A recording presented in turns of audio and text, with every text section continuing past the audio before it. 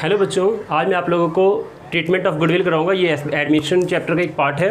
तो स्टार्ट करते हैं। क्या है, तो आज जो हमारा टॉपिक है वो है treatment of goodwill in admission of partner. अगर कोई पार्टनर एडमिट होता है उस केस में हम गुडविल का ट्रीटमेंट कैसे करेंगे। तो बच्चों पहले एक बात समझते हैं थोड़ा सा अच्छे से कि गुडविल की ज़रूरत क्यों पड़ती है। ठीक है, चलो एक छोटी सी बात और उससे पहले समझो। जब भी कोई नया पार्टनर एडमिट होगा, ठीक है, तो उस नए पार्टनर को दो चीज़ें लेके आनी होगी। एक तो कैपिटल लेकर आएगा और दूसरा वो गुडविल का पैसा भी लेकर आएगा, जिसे हम बोलेंगे प्रीमियम फॉर गुडविल। ठीक है, तो कैपिटल भी लाएगा और प्रीमियम फॉर गुडविल भी लाएगा। अब थोड़ा सा समझते हैं प्रीमियम फॉर गुडविल का कॉन्सेप्ट। ठीक है, चलो बच्चों एक छोटा सा एग्जाम्पल लेते हैं। मान लो कि यहाँ से कोई बिजनेस स्टार्ट होता है। ठीक है बच्चों, मान लो कि दो पार्टनर थे ए और बी। एक ए था और एक बी था। ये दो पार्टनर थे। ठीक है, और इन्होंने क्या किया, 1 अप्रैल 2018 को अपना एक बिजनेस स्टार्ट किया। ठीक है बच्चों, 1 अप्रैल 2018 को बिजनेस स्टार्ट किया। दोनों ने बहुत मेहनत की, बहुत कड़ी मेहनत की, दिन रात सुबह शाम पूरी मेहनत लगा दी, काम को दे दिया इन्होंने टाइम अपना। अच्छी मेहनत करने के बाद नॉर्मल सी बात है बच्चों, जब इन्होंने बहुत मेहनत की होगी तो बहुत से कस्टमर्स भी बनाए होंगे। ठीक है, तो हुआ ये कि जब इन्होंने ए और बी ने मिलकर बहुत मेहनत की तो ए और बी ने कस्टमर बनाने स्टार्ट किए। ये उनके कस्टमर्स हैं और ये बहुत सारे कस्टमर्स बनाते चले गए और अपना नाम फेमस करते चले गए। ठीक है, अपना ब्रांच आगे एक्सपेंड करते चले गए और इन्होंने कस्टमर्स की लाइन लगा दी, बहुत सारे कस्टमर्स बन गए। बच्चों जब इनका बिजनेस बहुत ही अच्छा चलने लग गया ए और बी का, ठीक है, तो उस वक्त सी आता है और सी कहता है मुझे भी अपना पार्टनर बना लो। ठीक है, अच्छा ऐसा क्यों कह रहा होगा सी मुझे भी अपना पार्टनर बना लो, क्योंकि सी को ऐसा लगता है कि इन दोनों के बिजनेस में प्रॉफिट ज़्यादा है, इन दोनों ने काफ़ी अच्छा काम किया है जिससे इनकी बिजनेस की आगे भी ग्रोथ हो रही है। तो मान लो कि 2 साल बाद यानी कि 1 अप्रैल 2020 को सी कहता है मुझे भी पार्टनर बना लो। यहाँ पर सी एडमिट हो जाता है। अब बच्चों बात यहाँ ये आई कि अब सी एडमिट हो गया। अच्छा इनकी एक पुरानी रेशियो भी मान लेते हैं 1:1। तो हुआ ये, ध्यान से इस बात को समझो, ए और बी ने मिलकर बिजनेस स्टार्ट किया 1 अप्रैल 2018 को। उस वक्त ये प्रॉफिट को 1-1 में बांटते थे, मतलब 50-50% बांटा करते थे। इन्होंने कड़ी मेहनत के साथ बहुत सारे कस्टमर्स बनाए, अपने मार्केट में बहुत पहचान बनाई। ठीक है, क्वालिटी अच्छी दी, हार्ड वर्क किया, जिससे इनके बहुत से कस्टमर्स बने। अब यहाँ पर सी भी आ गया। अब सी अगर आता है तो नॉर्मल सी बात है कि सी के आने के बाद भी तो कस्टमर्स होंगे। अब जब सी का एडमिशन हुआ तो बच्चों यहाँ पर 2 तरह के कस्टमर्स आएंगे। पहले तो वो कस्टमर्स आएंगे जो पुराने कस्टमर्स थे और दूसरे बाद में नए कस्टमर्स भी आएंगे। बात समझ में आ रही है मैं क्या कह रहा हूँ? मैं फिर से बताता हूँ। जब सी एडमिट हुआ 1 अप्रैल 2020 को, तो ऐसा तो है नहीं कि जो पुराने कस्टमर ए और बी ने मिलकर बनाए थे, पुराने कस्टमर्स बनाए थे इतने सारे, वो बाद में नहीं आएंगे, सी के आने के बाद वो नहीं आएंगे, ऐसा तो होगा नहीं। ए और बी ने जो कस्टमर बनाए हैं इतने सारे, ये सारे कस्टमर सी के एडमिशन के बाद भी आएंगे। ठीक है बच्चों, और साथ में प्लस न्यू कस्टमर्स भी आएंगे। तो जो ये पुराने कस्टमर्स बाद में आएंगे, इनको बनाने में मेहनत किसकी लगी है? ए और बी की। तो इसको बनाने में मेहनत ए और बी की लगी है, लेकिन बेनिफिट कौन ले जाएगा? बेनिफिट सी को भी मिलने लग जाएगा। नॉर्मल सी बात है, ये बात खटकेगी बच्चों, नॉर्मल सी बात है। ए और बी को बुरा भी लगेगा। क्यों लगेगा? ए और बी कहेंगे हमारा बना बनाया बिजनेस, हमारा जमाया हुआ बिजनेस जो हमने कड़ी मेहनत करके बनाया और हमने इतने सारे कस्टमर्स बनाए, अपने मार्केट में अपनी एक पहचान बनाई। अब हमारे पुराने कस्टमर्स आएंगे मार्केट, हमारे पास कस्टमर्स आएंगे और जो पुराने कस्टमर्स हमारे पास आएंगे, इससे फ्यूचर में बहुत सारा प्रॉफिट मिलने वाला है। और जो ये फ्यूचर में बहुत सारा प्रॉफिट मिलने वाला है, इसमें तो सी भी हिस्सा ले जाएगा अब तो। ठीक है, मतलब समझ में आ रहा है मैं क्या कह रहा हूँ? तो बच्चों बात यह आती है कि जो ये पुराने कस्टमर्स बने हैं सी के आने से पहले, अब ये बाद में भी आना स्टार्ट रखेंगे, जिससे फ्यूचर में बहुत सारे बेनिफिट्स मिलने वाले हैं। फ्यूचर में बहुत सारे बेनिफिट मिलेंगे। अब होगा क्या यहाँ पर? अब यहाँ पर ए और बी को थोड़ा बुरा लग सकता है, तो ए और बी सी को साफ साफ बोलेंगे कि देखो भाई, हमने कड़ी मेहनत से बहुत सारे कस्टमर बनाए हुए हैं। अब ये कस्टमर जो हमने पास्ट में बनाए हुए हैं, इसका बेनिफिट फ्यूचर में भी मिलने वाला है। ठीक है, तो एक काम करो, जो पास्ट कस्टमर्स हैं हमारे, इनसे जो हमें फ्यूचर में बेनिफिट मिलने वाला है, इस बेनिफिट का वैल्यूएशन कर लेते हैं। फिर क्या होगा, इस बेनिफिट का वैल्यूएशन करेंगे और एक अनुमान लगाएंगे कि फ्यूचर में इससे कितना बेनिफिट होगा। तो बच्चों इसी को बोला जाता है वैल्यूएशन ऑफ गुडविल, इसी को बोला जाता है वैल्यूएशन ऑफ गुडविल। ठीक है, मतलब मेरे ख्याल से समझ में आ गया होगा कि जो पास्ट कस्टमर्स हैं वो बाद में भी आएंगे, फ्यूचर में बहुत सारे बेनिफिट्स मिलेंगे, और फ्यूचर में जो भी बेनिफिट मिलेंगे, पास्ट कस्टमर के बेनिफिट जो फ्यूचर में मिलेंगे उसका फ़ायदा सी को भी मिलेगा। ठीक है, तो अनुमान लगा लेंगे ए और बी कि इन पास्ट कस्टमर से फ्यूचर में कितना बेनिफिट मिलने वाला है। बच्चों अनुमान लगा कि फ्यूचर में इन पास्ट कस्टमर से जो बेनिफिट मिलेगा वो मिलेगा 3 लाख रुपए का। अब बात यहाँ ये आई कि अगर सी नहीं होता तो इस प्रॉफिट को ए और बी दोनों बांट लेते 1 लाख करके, नॉर्मल सी बात है। लेकिन अब सी आ गया, अब सी के आने के बाद अब वो प्रॉफिट तीनों में बटेगा। सॉरी, सी नहीं होता तो ये जो 3 लाख का फ्यूचर प्रॉफिट है ये 1.5 लाख ए को मिलता और 1.5 लाख बी को मिलता। नॉर्मल सी बात है, 1.5 लाख ए को मिल जाता, 1.5 लाख बी को मिल जाता। लेकिन सी आ गया तो फ्यूचर में जो इनको 1.5 लाख मिलने वाले थे, ए को 1.5 लाख मिलने वाले थे, बी को 1.5 लाख मिलने वाले थे बच्चों, अब ये तीनों में बटेंगे। अब 1 लाख ए को मिलेगा, 1 लाख बी को मिलेगा और 1 लाख सी को मिलेगा। मतलब समझ में आ गया होगा। ठीक है, अगर सी नहीं आया होता तो जो पास्ट कस्टमर से जो फ्यूचर में 3 लाख का बेनिफिट मिलने वाला है, ए को उसका 1.5 लाख मिल जाता और बी को 1.5 लाख मिल जाता। लेकिन सी आ गया, अब 1.5 लाख नहीं मिलेगा, अब 1 लाख ही मिलेगा। यानी कि देखा जाए बच्चों तो यहाँ पर ए को नुकसान हो रहा है कितने का, 50,000 रुपये का। ए को 50,000 का नुकसान है, बी को भी 50,000 का नुकसान हो रहा है। ठीक है बच्चों, दोनों को ही नुकसान हो रहा है। और फ़ायदे में कौन है, सी। ए का 50,000, बी का 50,000 सी के पास चला गया और सी को मिल गया 1 लाख रुपए। ठीक है, इसको मिलने थे 1.5 लाख, इसको मिले कितने, 1 लाख। इसको मिलने थे 1.5 लाख, इसको कितने मिले, 1 लाख। इसको कुछ भी नहीं मिलना था लेकिन अब इसको 1 लाख रुपए मिल रहा है। तो कहने का मतलब यहाँ पर यह है कि इसको जो 50,000 का घाटा हुआ है, नया पार्टनर आएगा और वो क्या कहेगा कि तुम्हें घाटा नहीं होने देंगे। नया पार्टनर आएगा और ए और बी को बोलेगा कि तुम्हें घाटा नहीं होने देंगे, तुम्हें जो भी बनता है तुम्हारा वो ले लो। ठीक है, अब ये क्या होगा, 50, जो नया पार्टनर सी आएगा वो क्या करेगा, 50,000 इसको दे देगा और 50,000 इसको दे देगा। अब यहाँ पर बच्चों घाटा नहीं होगा, 1.5 लाख इसको भी पूरे मिल जाएंगे और 1.5 लाख इसको भी मिल जाएंगे। अब घाटा नहीं होगा। ठीक है बच्चों, समझ में आ गया। तो होता क्या है, यहाँ पर जैसे ही सी आया तो इसको घाटा हुआ, इसको भी घाटा हुआ, यानी कि ए और बी ने सेक्रीफाइस किया। क्योंकि इसका शेयर पहले 1.5 लाख था, अब 1 लाख मिल रहा है, तो दोनों सेक्रीफाइस कर रहे हैं। मतलब कि बच्चों दोनों को ही घाटा हुआ।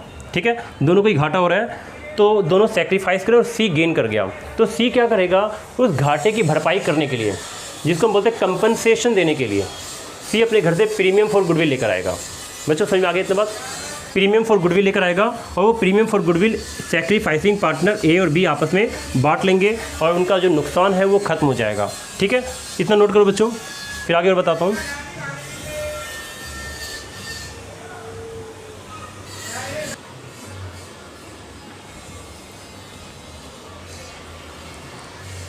हाँ तो बच्चों ये बात समझ में आ गई थी। मैंने ये बताया था कि जो पास्ट के कस्टमर्स होते हैं वो फ्यूचर में भी कंटिन्यू रहते हैं आना, जिससे फ्यूचर में बेनिफिट मिलता है। मेहनत ए बी की थी लेकिन बेनिफिट अब सी भी ले जाएगा।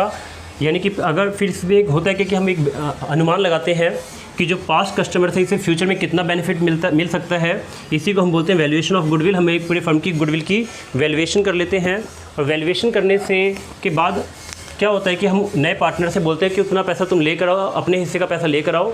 ठीक है, यानी कि जो पास्ट कस्टमर फ्यूचर बैंक से जो बेनिफिट मिलेगा, इस बेनिफिट में जो बेनिफिट तुम्हें मिलेगा उस बेनिफिट को लेकर आओ और हमें दे दो। तो प्रीमियम फॉर गुडविल के नाम से पैसे लेकर आते हैं और सेक्रीफाइसिंग पार्टनर बांट लेते हैं। किस रेशियो में बांटते हैं, अपनी सेक्रीफाइसिंग रेशियो में बांटते हैं। ठीक है बच्चों, ये टॉपिक एंड हो गया है। तो अब हम इसकी कुछ जर्नल एंट्री समझते हैं। ठीक है,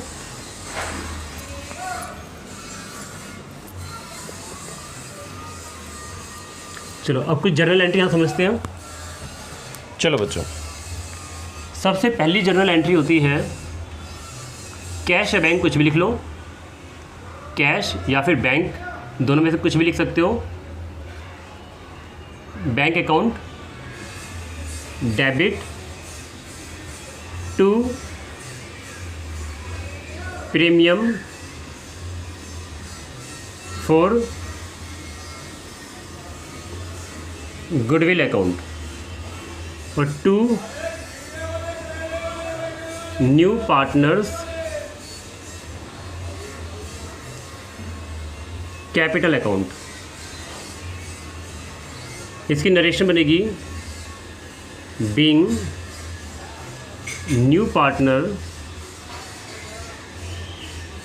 brought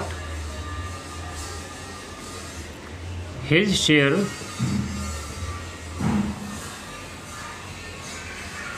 of goodwill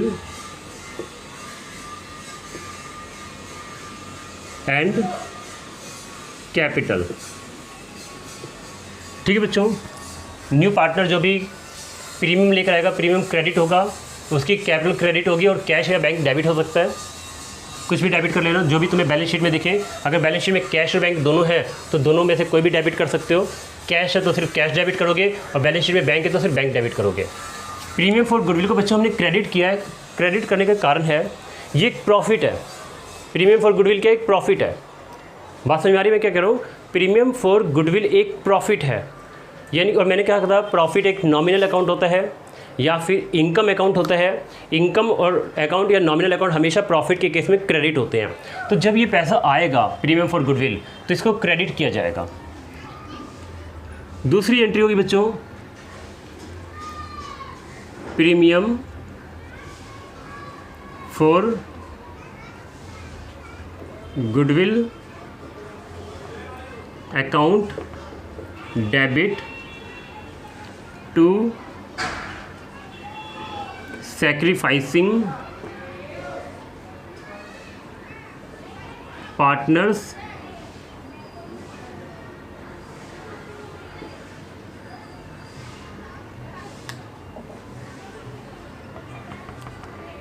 capital account. इसकी नरेशन होगी being premium for goodwill distributed between sacrificing partners in sacrificing ratio. तो बच्चों होगा क्या, जो प्रीमियम फॉर गुडविल पहले क्रेडिट हुआ था अब वो प्रीमियम फॉर गुडविल डेबिट हो जाएगा और ये प्रीमियम फॉर गुडविल यहाँ डिस्ट्रीब्यूट हो रहा है। किस में डिस्ट्रीब्यूट होगा बच्चों? सिर्फ सैक्रिफाइसिंग पार्टनर्स के अकाउंट में। तो नरेशन बनेगी being premium for goodwill distributed between sacrificing partners in sacrificing ratio. ठीक है, कुछ बुक्स में यहाँ ओल्ड पार्टनर लिखा हुआ है कि premium for goodwill old partners में डिस्ट्रीब्यूट होगा। तो बच्चों हमें कभी कभी ओल्ड पार्टनर गेन कर जाते हैं तो उनमें डिस्ट्रीब्यूट नहीं होता। ठीक है, तो इस बात को ध्यान रखना है, प्रीमियम फॉर गुडविल हमेशा सैक्रिफाइसिंग पार्टनर में डिस्ट्रीब्यूट होता है। ठीक है, एक चीज़ और देख लो, यहाँ पर प्रीमियम फॉर गुडविल क्रेडिट हुआ था और यहाँ पर प्रीमियम फॉर गुडविल डेबिट हो गया। मतलब कि देखा जाए तो ये premium for goodwill debit credit आपस में कट जाते हैं। ठीक है, ये कट चुके हैं आपस में। वैसे तुम लोग काटना नहीं, तुम पेपर में पूरा दिखाओगे। मैंने ऐसे काट के दिखाया कि प्रीमियम फॉर गुडविल का अकाउंट बंद हो गया है। क्यों बंद हो गया है? पहले प्रीमियम फॉर गुडविल आया तो हमने क्रेडिट किया, हमारी इनकम आई थी, उस इनकम को सैक्रिफाइसिंग पार्टनर्स ने डिस्ट्रीब्यूट कर लिया और वो खत्म हो गई। तो यहाँ पे क्या हो गया, वो डेबिट हो गया। ठीक है बच्चों, 2 एंट्री समझ में आ गई है। तीसरी एंट्री भी कभी कभी हो सकती है। ये एंट्री तब होती है जब सैक्रिफाइसिंग पार्टनर अपने प्रीमियम फॉर गुडविल को विदड्रॉ कर लेते हैं। ठीक है, तो बच्चों जब sacrificing partner premium for goodwill को विदड्रॉ कर ले तो उसके लिए क्या एंट्री होती है? उसके लिए एंट्री होती है सैक्रिफाइसिंग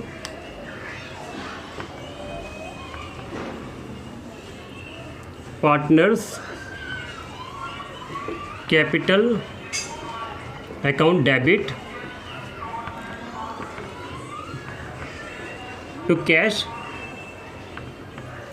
या फिर बैंक अकाउंट भी लिख सकते हो। नरेशन होगी इसकी being premium for goodwill withdrawn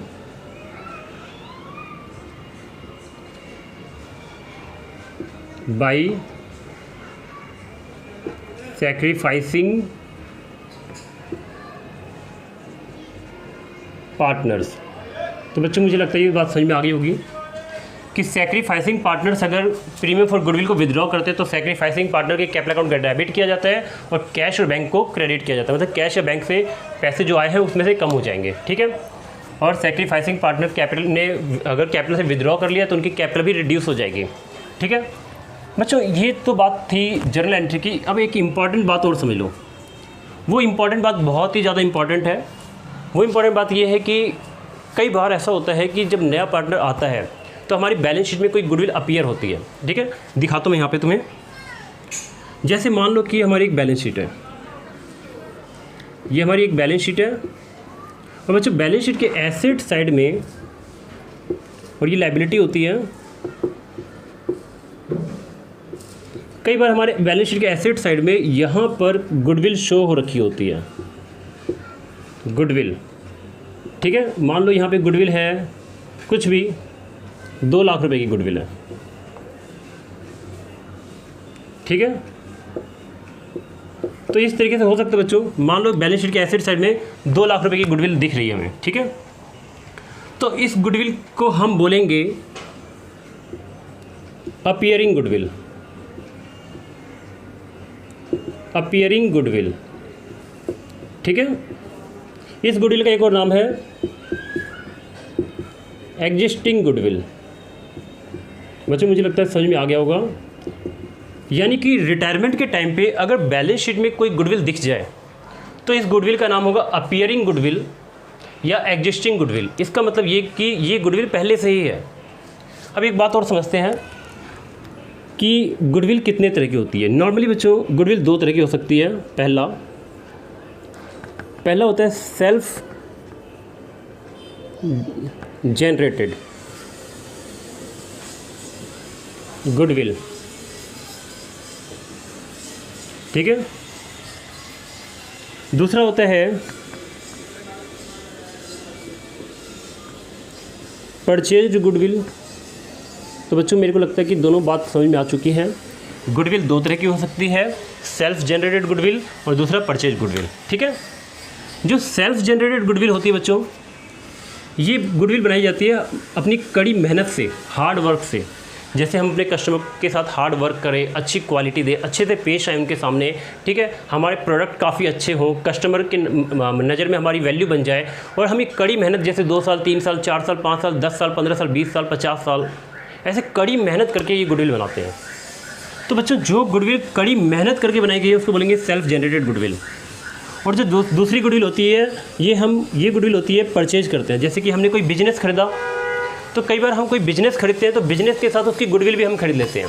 जैसे मान लो कि मैं किसी कंपनी को खरीदूं, ठीक है। तो जब मैं उस कंपनी को खरीदूँ तो नॉर्मल सी बात है, उस कंपनी को खरीदते वक्त उस कंपनी की गुडविल भी मेरे पास आ जाएगी, ठीक है। तो बच्चों एक गुडविल होता है परचेज गुडविल जो हम पैसे देके खरीदते हैं। तो अकाउंटिंग स्टैंडर्ड 26 कहता है, क्या कहता है अकाउंटिंग स्टैंडर्ड 26? अकाउंटिंग स्टैंडर्ड 26 कहता है कि जो सेल्फ जनरेटेड गुडविल है इसे कभी भी रेज मत करना, मतलब इसे कभी भी रेज मत करना, मतलब इसका कभी भी अकाउंट ओपन मत करना। क्यों ओपन मत करना? क्योंकि इस गुडविल के लिए कोई मनी वैल्यू पे हुआ ही नहीं था। ए और बी ने मिल के जो ये गुडविल बनाई थी ये कड़ी मेहनत से बनाई थी।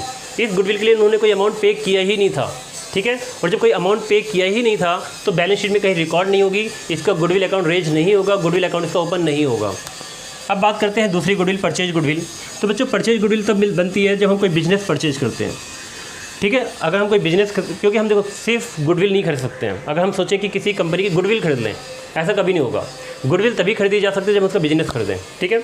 तो अगर हम किसी कंपनी, किसी फर्म का बिजनेस परचेज करते हैं तो साथ में गुडविल भी खरीदनी पड़ जाती है, ठीक है। क्योंकि ऐसा तो है नहीं कि हम कहीं बिजनेस दे दो अपना और गुडविल तुम्हारा नहीं लेंगे, ऐसा तो हो नहीं सकता, क्योंकि गुडविल बिजनेस से अटैच होती है। गुडविल हमेशा बिजनेस से अटैच होती है, तो गुडविल लेंगे तो बिजनेस भी लेना, हाँ बिजनेस लेंगे तो गुडविल भी लेना पड़ेगा।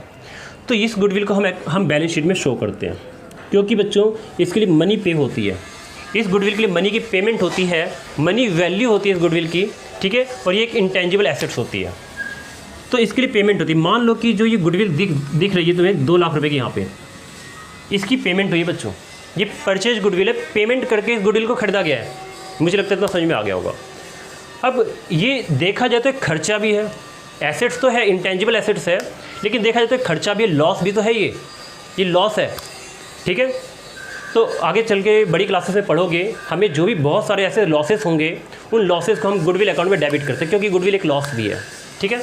तो सिंपल वर्ड में हम ये कह सकते हैं कि इस गुडविल को पैसे दे के खरीदे गए हैं, तो ये गुडविल जो है एक लॉस भी कह सकते हैं, इसको लॉस भी है ये, ठीक है। तो अकाउंटिंग स्टैंडर्ड 26 कहता है कि ऐसी गुडविल को रिटर्न ऑफ कर दो। रिटर्न ऑफ का मतलब होता है नए पार्टनर्स के आने से पहले इसको एंड कर दो और इसको पुराने पार्टनर से बांट के ख़त्म कर दो, और सिर्फ पुराने पार्टनर में ही बांटना है। अच्छा एक बात और, पुराने पार्टनर से बांटेंगे तो किस रेशियो में बांटेंगे? नॉर्मल सी बात है, ओल्ड रेशियो में ही बांटना पड़ेगा। इसको नए पार्टनर के हिस्से में मत देना, क्योंकि नए पार्टनर का हिस्सा अभी इसमें नहीं है, ठीक है। तो इस गुडविल को हमें एंड करना पड़ता है, इसी को बोलते हैं राइट ऑफ करना। तो ठीक है, इसकी एंट्री क्या पास होती है वो सुन लो।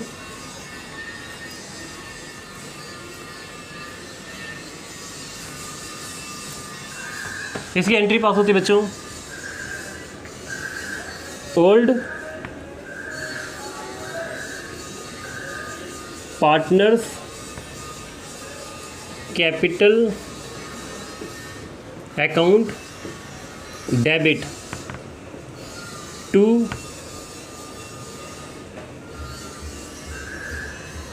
गुडविल